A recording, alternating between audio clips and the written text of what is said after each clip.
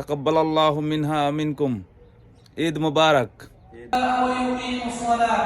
ويقيم الصلاة ويؤتوا الزكاة وذلك دين القيمة ولا يرتفع شأن الفرد والمجتمع والأمة ولا تقوى شوكة الأمة ولا يدوم على صالح الأعمال والتحلي بجميل الخلال.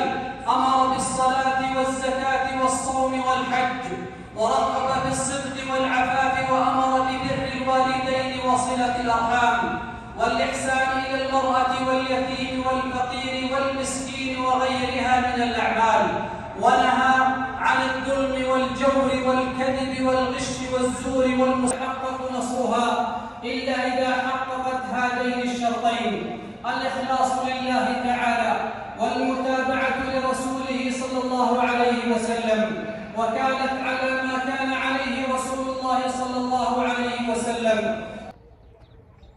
তাকাব্বালাল্লাহু মিনহা ওয়া মিনকুম। ঈদ মুবারক।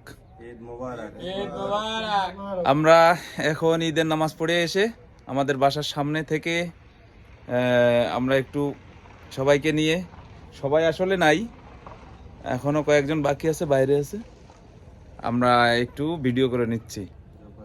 আলহামদুলিল্লাহ,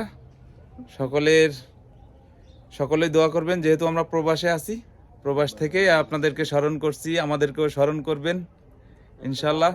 এ সকলকে জানাই পবিত্র ঈদ উল আজহার শুভেচ্ছা। ঈদ মুবারক।